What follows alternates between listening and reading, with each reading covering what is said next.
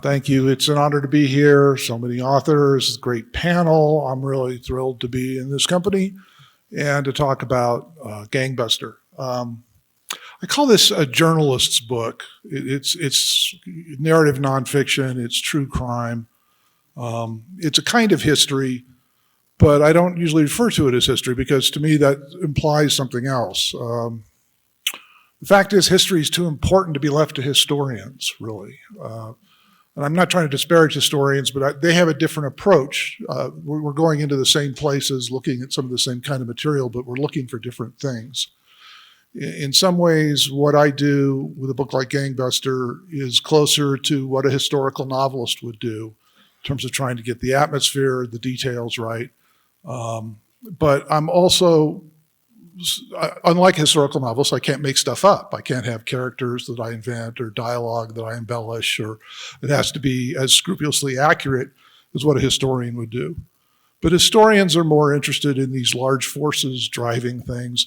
I'm more interested in character, story, trying to get at this through revealing scenes rather than reminding you every page that it's a work of research.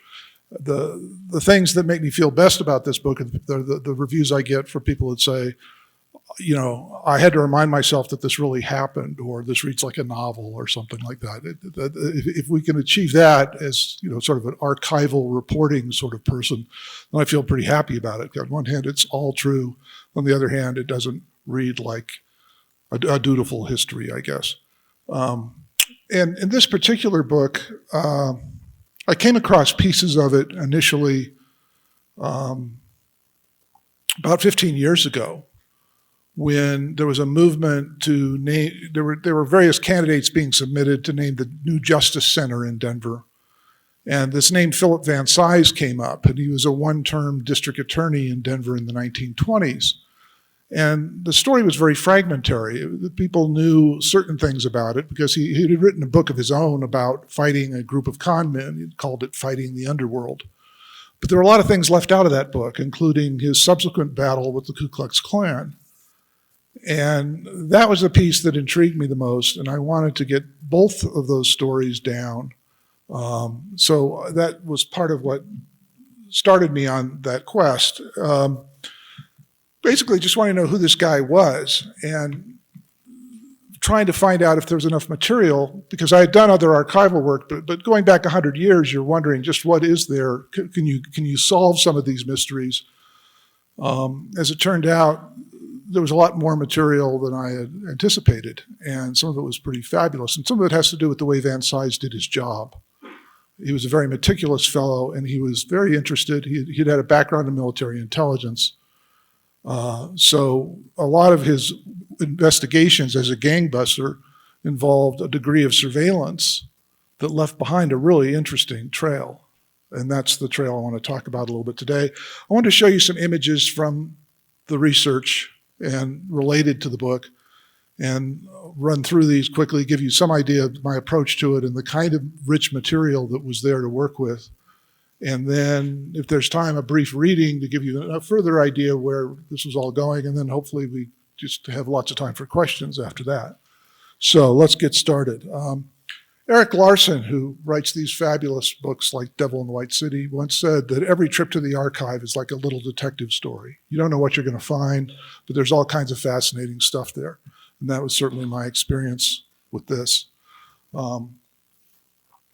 So this guy Van Cise, here he is at age 13 with his father, a very influential figure. He was born in Deadwood, South Dakota. His father was a prominent lawyer, also a minister who had very strong sense about right and wrong, and had represented some of the Sioux Indians in their efforts to get reparations for the seizure of their lands in the middle of the Black Hill Gold Rush. Van Cise followed his father's footsteps. They moved to Denver in 1900. He went to law school at CU, but he wasn't quite ready to sit down in his father's practice. He joined the state militia right around the time that there was this giant coal strike in southern Colorado. And the miners walked off the job, became instantly homeless because that meant they also lost their place in the company town. They set up camps along the railroad tracks to try to stop the scabs from coming in and working the mines.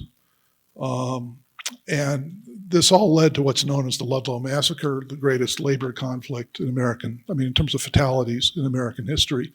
Van Cise was not there for that. He was known as the captain with a beard. He got on well with the miners. His troop was recalled that spring of 1914 when they thought that the strike was over. But in fact, there were still companies of soldiers left, some of them quite belligerent towards the immigrants among the miners. And on a fatal day in April 1914, the Ludlow colony was burned to the ground. No one knows who fired the first shot, but Van Cise was sent back down by the governor to investigate, wanted to get court-martials on all of the soldiers who were involved in burning down the colony, interviewed soldiers who described one lieutenant who ordered the murder of prisoners and shot him in the back. That lieutenant got a brief reprimand. Nothing else came out of the court-martials, but Van Cise became known as this whistleblower. That was a formative experience for him. Also, World War I, this is him getting a decoration for his work in military intelligence. That's his wife, daughter, and son over at the right side. So these were things that, first of all, there's tons of material about some of this, some of it from private letters, diaries, and so on. Some of it in the court-martial transcripts from Ludlow, in which Van Cise is on the witness stand fencing with a superior officer who's also an attorney for the mining companies. Pretty entertaining stuff. He comes home from World War I at loose ends, gets the idea that he should run for district attorney, even though he has no real background in that. Runs on his war record as a fighting man for a fighting job. One of the people he meets when he's running for office is this fellow Lou Blonger, who had been an institution in Denver for years, had started out as small gambling halls, running crooked games and things like that. He looked like a legitimate businessman by the 1920s, but Van Cise felt something else was going on, particularly after the guy offered him a campaign contribution of $25,000, which was about 5 times the annual DA's salary. So he figured this guy's up to something. What he didn't know. And this is Blonger's right-hand man. Eventually, Van Cise discovers they're running a network of confidence men running the big con. If you ever saw the movie The Sting, where they set up this elaborate fake betting parlor and there are many players and this takes some time to pull off the whole scam, this is what they were doing in Denver. They had a fake stock exchange downtown. And they would recruit people at the Broadmoor or Manitou Springs or the Brown Palace. They would find these rich marks from out of town and get them into this game, and their money would disappear. And often the marks were too mortified to report it. So Van Cise had a big job ahead trying to figure out how to catch these guys and get rid of them, especially since the police were in on it. Lou was taking a cut from every con artists who operated there and protecting them and keeping the police off their back. So you've basically got a guy trying to figure out how to beat these guys with no police force that he can trust and having to go outside the usual avenues to do that. One of the things he did was set up a surveillance post, much like he would have on the Western Front in World War I, across the street from Blonger's office. It was, you couldn't even tell that wasn't a solid wall there where he's spying from. He had men infiltrating the gang, and ultimately he became one of the first lawmen that I can find to seriously use the dictograph, which is like a more simplified dictaphone, as a surveillance device, planting a microphone in Blonger's office and listening in on what they were doing and ultimately identifying all these con men and their marks. This is from when they rounded them up. He used the state rangers because he couldn't trust the police. He locked them up in a church basement rather than have them taken to the jail because he knew the jail officers were in on it too, so that he could get high bail set on them before they actually got turned over to the Denver police. This was a spectacularly successful operation. This is Duff fighting getting his mugshot taken. The con men, one of the things they valued most was their anonymity, because they would simply scam somebody, go somewhere else, assume another identity. They were impossible to track back in those days before everybody had ID cards and chips in their neck or whatever, right? So this is Duff resisting getting his mugshot taken. Belanger goes to the pen, where he dies shortly thereafter. And Van Cise is suddenly the most popular man in town. They want him to run for mayor. Here's a cartoon showing them offering him the mayor's office on a gold platter, and he turns it down. He wants to finish his term as DA. And part of the unfinished business he has to do with the Klan, which has showed up in town. This is the actual letter that starts the whole thing rolling. It's a letter to a local custodian telling him to get out of town because he's been found to be guilty of intimate relations with white women. That letter ended up in Van Cise's hands. He launched the grand jury in an effort to determine who the leadership of the Klan is, what their political connections were, and whether any of these people should be charged for this kind of intimidation. He quickly found the Klan was growing faster than he could catch up with it, though. He started collecting, some of these materials come from private scrapbooks. He started collecting Klan literature. There were Klan newspapers being published. He started studying their tenets, their articles of incorporation, everything that he could get his hands on, trying to figure out what do I do with these guys? What laws have they broken? How do we stop them? Ultimately determined the guy running the Klan in Colorado, the Grand Dragon, was a homeopath physician named John Galen Locke. Very odd fellow and very canny. I'm not sure he ever really believed anything of the Klan's tenets and beliefs. He was a schemer. He was a guy who liked power. He would tell the Klan one thing and do something else himself. Remember Van Cise had been asked to run for mayor. He didn't run. Instead, there was a crowded field, and there's a sort of cautionary story here about vetting your candidates. The guy who won the office was Benjamin Franklin Stapleton, an obscure bureaucrat. And during the campaign, he was asked to denounce the Klan. And he came up with this statement about how true Americanism needs no mask or disguise. But Stapleton was wearing a mask because he was, in fact, a very good friend of John Galen Locke and a member of the Ku Klux Klan. This is the official ledger of the Klan. There's Stapleton at number 1128. He was a card carrying. Number 1128 means that he's an early enough Klan joiner. This probably happened well before the election. So when he gets into office, he starts appointing a Klan police chief, a Klan city attorney. The whole administration, which had first been rotten with corruption when Van Cise was fighting the convent, now is rotten with Klansmen and corruption.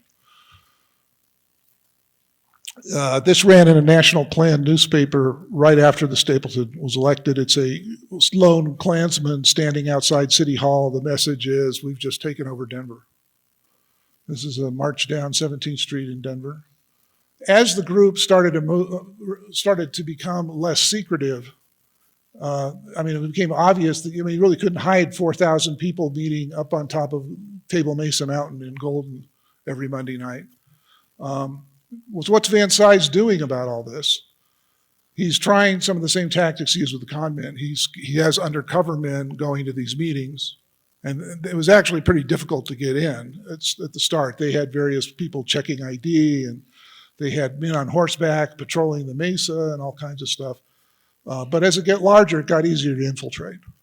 And while it was running around sort of trying to normalize itself, soft-pedaling the violence, more and more interested in political power, trying to find ways to make coalitions with evangelical groups, with other groups that make it seem less of an extremist movement. Here's a picnic at Lakeside that drew 50,000 people. And of course, there's a women's auxiliary, which did charity work. That's baby Richard in the foreground there. He was a baby adopted by the Klan and used in their promotions in various ways to show they're a benevolent group. I don't expect you to be able to read this. Van Cise would get these reports from his spy network and find out what was going on. This particular passage has to do with Locke bragging about having intimidated the publishers of the Denver Post, which was the dominant newspaper in the region, with various threats. Here's another one that has to do with Stapleton showing up and saying if he was elected, this is again a recall election against Stapleton. He needs the Klan again to stop the recall. If elected, he would clean out all the Catholics in the city of Denver. So Van Cise has this intelligence, but he's not sure what to do with it because the courts are crooked, the judge is crooked. This guy is Clarence Morley, who was the district judge at the time that was Locke's right-hand man and stooge in various ways. And Van Cise determined he was actually at these Klan meetings and was a very high-ranking member of the Klan and was trying to hijack Van Cise's own grand jury, basically pack the grand jury with Klansmen so they could indict people the Klan wanted indicted. One of the things Van Cise did with his information was leak it to the press. So it's interesting to go back, look at these archival materials, and then go look at the news coverage and figure out who's actually influencing what's being written. In this case, here is this tiny paper, the Denver Express, the only one that had appetite for going after the Klan. The Post and the News wouldn't do it. Exposing that Morley and some of these other Republican candidates for state office are actually in the Klan.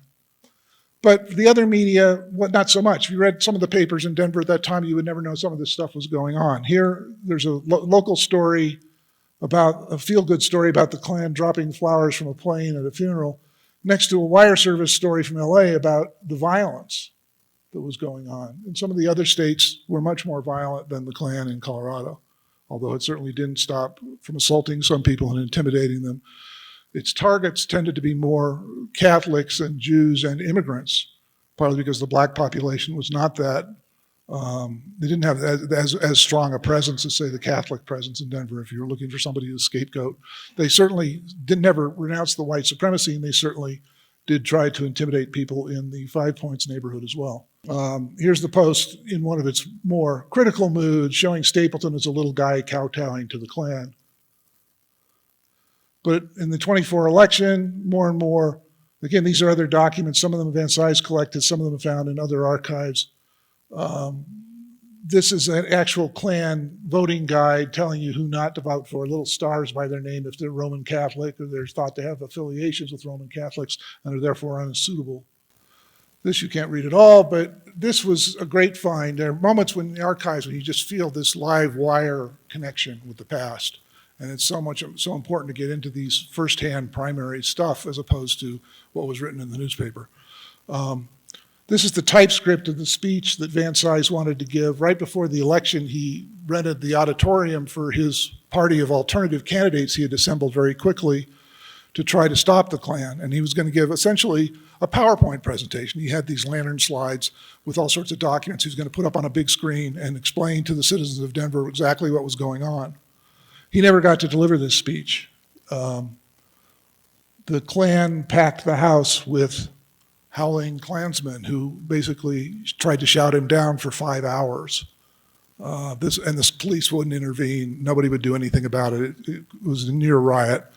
But I got to get to this speech, so I figured out what he wanted to say and was able to triangulate from that some of what was going on because the reporters heard only snatches of it. In the end, the questions I had about who Van Cise was and what he actually did, I mean, the standard histories are somewhat dismissive, but they don't know the whole story. He did certain things right before he left office that I think contributed to the Klan's ultimate collapse. He did not stop them from taking over the state. Morley became the governor. That judge became the governor in the 24 election. For 2 years, we really did have a Klan legislature and a Klan governor, and they were spectacularly unsuccessful at governing as opposed to getting elected. But one of the things that Van Cise did before leaving office was to charge Locke with a felony kidnapping in connection with snatching an East High School student and dragging him to a shotgun wedding with the daughter of a Klansman whom he denied impregnating. But Van Cise couldn't believe that Locke had been so careless to get himself personally involved in that, filed charges against him, knowing a Klan judge would probably dismiss it. But in the meantime, this was very embarrassing for the Klan. And it was the beginning of a turning point in which Locke was more openly mocked, and the Klan itself was being mocked more openly because people sensed their vulnerability. Stapleton started to distance himself from them, and within a couple of years, the whole thing had collapsed. Locke broke away from the Klan and started something called the Minutemen, which he hoped would be a national movement, but the costume never caught on. I wonder why. Anyway, so to be brief, I mean, the idea that I started out with was trying to find out more about who this guy was and how these undercover techniques he was doing, how they had an impact, if they had an impact, on what was happening in Colorado. And I think they did. I think he found the cracks in the wall. His intelligence reports went into the newspapers, and it was important information to the citizens that, while it didn't stop what happened in the fall of '24, certainly helped to turn public opinion against the Klan over a period of time, so that by '26 it was really on the run. And I think his contribution has a lot to do with that. So, and read a brief passage if I can, maybe about 5-10 minutes worth, and then take questions. This is from a section that deals with that very period I've been talking about in the summer of '24, when Van Cise is sending undercover officers and trying to get intelligence about the Klan and head them off before the '24 elections. From a distance, they came across as two young couples sitting in a car at dusk. It was late July, and they were parked by the side of the road, watching the thousands of cars headed to Castle Mountain for the cross-burning festivities. Deputy District Attorney Otto Moore and Denver Post court reporter Joe Cook took turns calling out the license plate numbers of cars as they turned off Colfax and headed up the road to the Mesa. The two women, both secretaries in the district attorney's office, alternated writing down the numbers. They had been at it a while when a motorcycle pulled up behind them. The man called himself a special officer, but gave no name.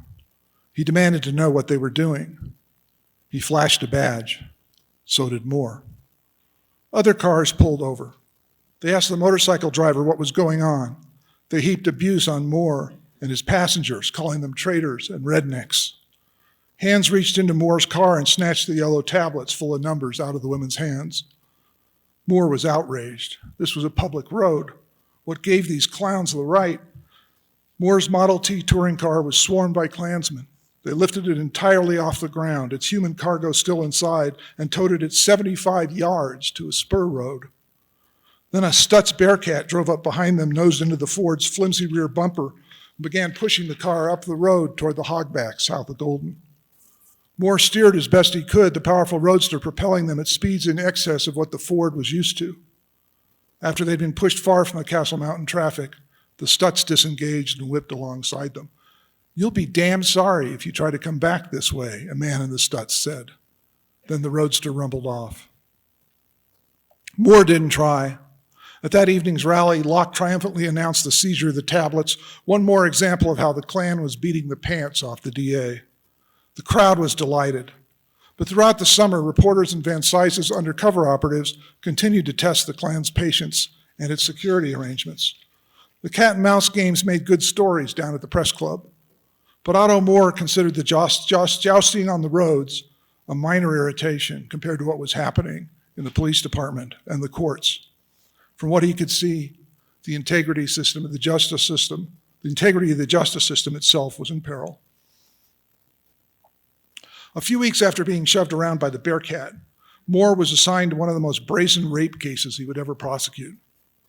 The victim, who was in her early 20s, had been approached by a local businessman on the street and offered a job.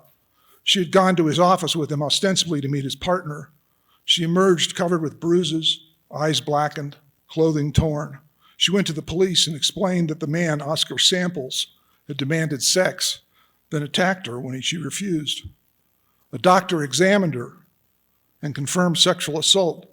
Moore filed rape charges against Samples, who had a prior conviction for distributing obscene literature to high school students.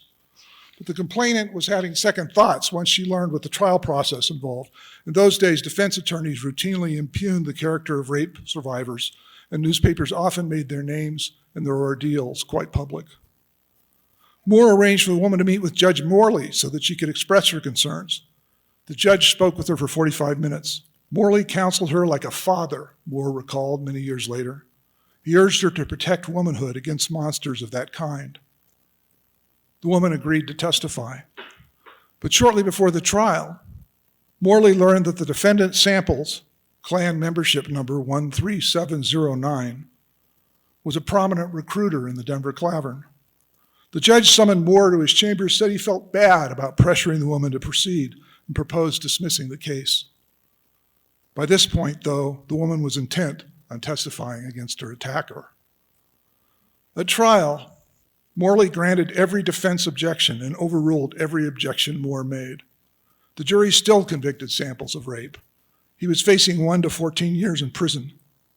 Morley threw out the verdict and granted a defense motion for a new trial, declaring that he had serious doubts about the truth of the woman's story.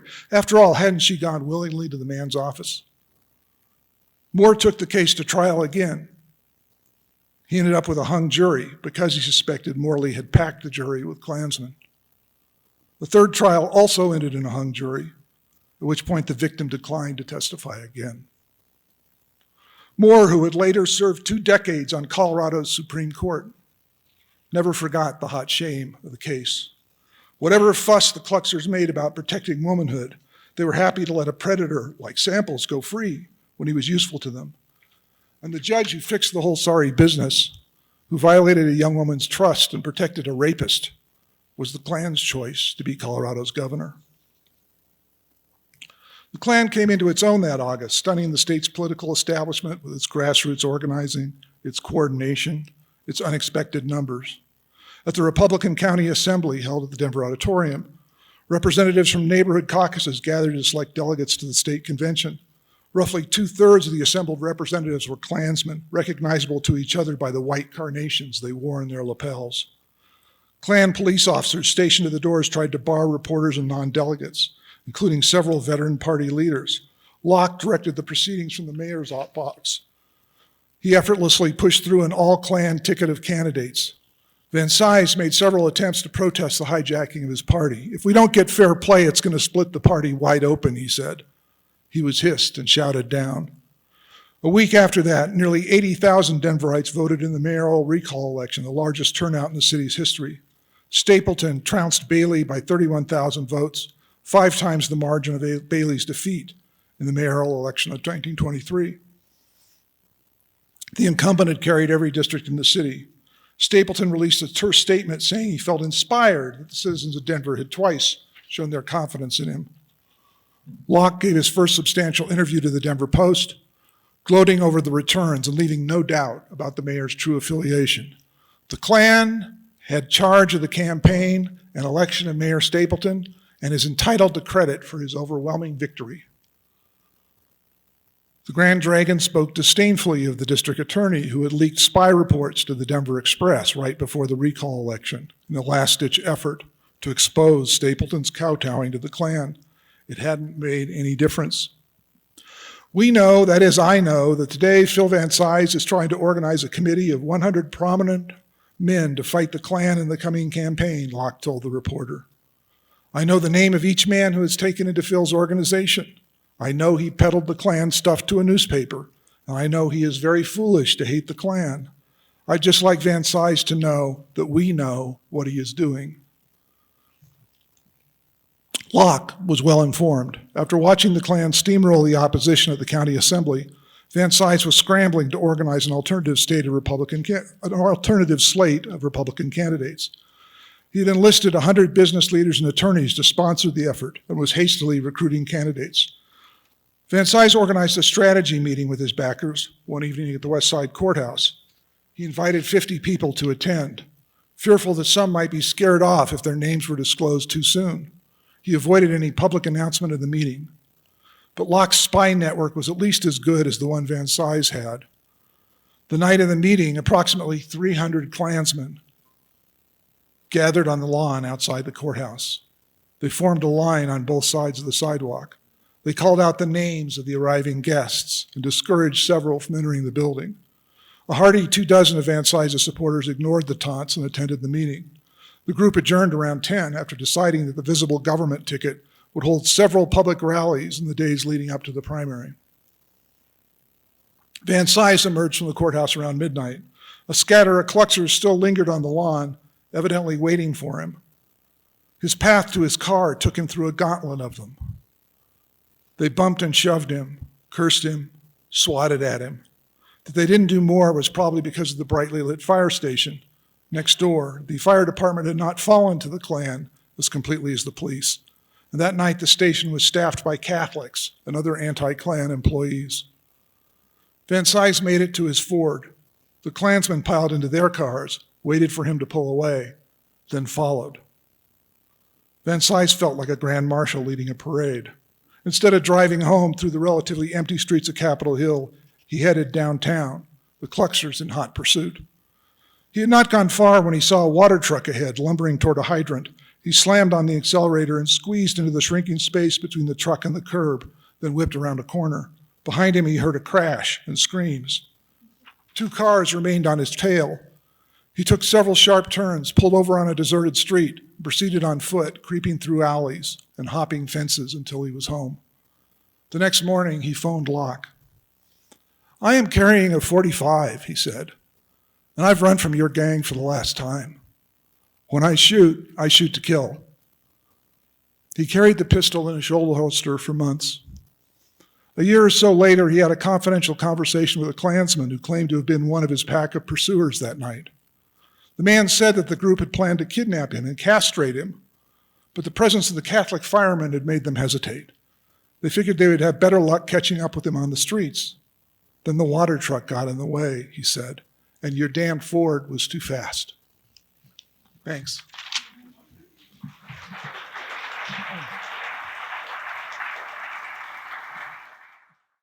I have a couple questions here. First one is more to do with your writing technique. How do you schedule your writing sessions? Mornings are better for actually getting stuff on paper, and afternoons are better for revision, and beyond that, I try not to be too regimented. This here's an interesting question, and with your long history in journalism, I think we can expand it beyond just the KKK as well. But this one here is, how did you study the KKK, get into their heads, without absorbing the hate that they gave out? That's a great question. It's pretty vile stuff, but they were really trying to, I don't know how to describe it. I mean, they're trying to remarket themselves. I think of the Klan in the 20s as very different from the Klan of Reconstruction or the Klan of the 1970s that's in Black Klansmen. This was an extremist group trying to get to the mainstream and doing that by, in some ways, diluting its audience. So I saw them, it helps to see them the way Van Cise saw them, which is as a criminal conspiracy with a lot of fraud and embezzlement and other stuff going on at the same time. I mean, these guys were crooks, and a lot of them later ended up in jail. Governor Morley, incidentally, the only governor of Colorado to end up doing time in Leavenworth. This was for stuff he did, stock stuff that he did after he was governor. So, I mean, keeping that in mind and then studying some of their pronouncements and trying to figure out where this stuff is coming from. I mean, some of it clearly is coming from other hate groups over the years. I mean, they revived stuff from the Protocols of the Elders of Zion. You know, I mean, this was a bogus Jewish document supposedly showing Jewish domination, plans for domination, that goes back to the Tsarist regime in Russia, and this stuff was being reprinted in Klan literature. So, and they were great at conspiracy theories of all kinds. I mean, they're just things where this echoed with more current events, and I guess made me feel like I was making some connections there. Denver was essentially a northern city. Was the Klan prevalent in many other northern cities in the 1920s? Yes, it was actually larger in the Midwest and the Southwest than it was in the South. People, I mean, it's a different entity than the one that we saw during Reconstruction. And the largest group of all was in Indiana. There's a new book out by Timothy Egan called Fever in the Heartland about the Klan in Indiana, which was a much more brutal and much more scary entity in some ways than what we had in Colorado. The head of that group ultimately went to prison for second-degree murder. This question is one I actually have, so I hope you'll indulge me here. When his book came out, it was a fascinating subject, and I was lucky enough to be able to read it before it was published. And one day I sat down and learned more about Alan and what he had written, because he has a long history at Westward in Denver. And I read several articles about other fascinating, not very well-known Colorado events, and some that are very well-known. And this book right here loosely follows upon a series of articles he had written about the Olympics that were supposed to be in Colorado, I believe in the 1970s, and how it mirrors the fact that there's the corruption there, and then there's a cadre of people who try to get the word out. And these are all fascinating stories. Are there any others you'd care to share from your career as a journalist? I know you've also done a lot of writing about the Columbine shooting that happened in Littleton back in the 1990s. Yeah, I got more into the archival stuff in more recent years. Some of it is just a process. I mean, I think all journalists get into this sooner or later. You're doing an anniversary story, or you're doing some kind of commemorative story, and you start digging around in sources that you wouldn't normally be looking at, and you find out that there are these great special collections in archives, and each one is a different adventure. I mean, I think Larson says it well when he calls it a detective story. One of the ones that I thought was the most fun, it was not enough material to warrant a whole book, but there was a true crime story in Denver in the 1940s. Actually, it was the very first murder on the Boulder campus, the University of Colorado. And the Denver Post, which was very much in a big circulation battle at the time, decided to hire Earl Stanley Gardner, the guy who wrote the Perry Mason books, to come out and solve the crime. And it really shows the gulf between the fictional detective and the real detective work. Gardner screwed up the case incredibly badly. And ultimately, the guy who was convicted, who probably is the one who did it, was freed by the state Supreme Court, similar to the Sam Shepard case, the pervasive prejudicial publicity at the time, because Gardner was so involved in getting the guy convicted. They ultimately decided he couldn't get a fair trial, and he was released. But you know, it's a fascinating look at the way the press worked at different times in Colorado. And I'd just like to say his book is a wonderful read of narrative nonfiction. I was talking to him before his presentation, and I said it reminds me of reading a Philip Marlowe or a noir book, because the dialogue is wonderful, the research is wonderful. It's just a joy to read. So make sure to look into it. We'll have their copies for sale out here by Poor Richards.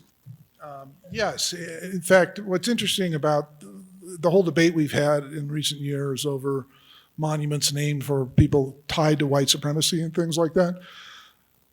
Think about this. Stapleton was the name of the airport in Denver, right? And then it was the name of a neighborhood in Denver. They only changed the name in 2020. And it was well known for many years. I mean, you know, there was no secret that Stapleton was in with the Klan by, you know, the 40s. I think that was pretty clear. It was clear even when Van Cise was around, because he's the one that outed him. He has a great-grandson, Walker Stapleton, who ran for governor in about 4 or 5 years ago. And that was really what helped trigger the debate about Stapleton's name. It had not really come up in the public much before that. So, I mean, yes, the sins of the father live on, I guess. You know, the women, it's interesting, surprising, really. In most of the Klan literature, you think the women are just sort of there to guard the household or something, right? I mean, it's very traditional roles and stuff. But there were a number of very powerful women associated with the Klan, some of them in Colorado. And there were, when the Klan started falling apart, there were huge battles over who was going to control the women's auxiliaries, because they were considered, you know, a very viable group in their own right. And some of the women in the Klan got a degree of status and you know, power that they probably wouldn't have had any other way. And it's an interesting thing. They tried to make various inroads and with feminists, with groups that were promoting, the right to vote for women and things like that. So it's interesting that they did all this. I mean, they were really looking for coalitions in every direction. Sometimes there were a lot of contradictions in that, but they did it anyway. Colorado Springs, by the way, was one of the great pockets of resistance to the Klan in Colorado. The Colorado Springs newspapers really didn't want the Klan there. The tourist industry really didn't want the Klan there. They never really got much of a foothold in Colorado Springs. Pueblo, Canyon City, yes, but not Colorado Springs. There's I won't say it's a wonderful picture, but there's a comic photo you may have seen taken back in Canyon City of a Ferris wheel. And on this Ferris wheel, there were Klansmen on it. In their robes. Yeah, in their robes. Canyon, definitely a hotbed of them, so. Well, I think that was a big part of it. It's also some of these wounds were self-inflicted. This schism between Locke and the National Klan. When he left the Klan, he took about a third of those people with him to join his new group, which also didn't last because nobody liked those uniforms, right? But there were all these other scandals happening at the same time. This guy in Indiana was being charged with murder. There were other Klansmen facing embezzlement charges. I mean, I think Van Cise was right to see this as a kind of money-making scheme and not just a political entity, because there were tens of millions of dollars going into the Klan coffers every year. Robes, dues, special assessments, Klan paraphernalia. There was like Flaming Cross jewelry and all this other stuff, insurance policies you could buy through the Klan. None of this money was ever accountable. I mean, it just disappeared. Some of it probably got skimmed at the local level, some of it got skimmed at headquarters. But the top people lived very well, and you have to think sooner or later the people underneath them began to realize that they were the marks, right? That they were bamboozling their own followers. That's a good question. I don't think they are nearly as effective or visible as, say, the Proud Boys or some of these other extremist groups. They really went back to the margins after the 20s and have pretty much stayed there.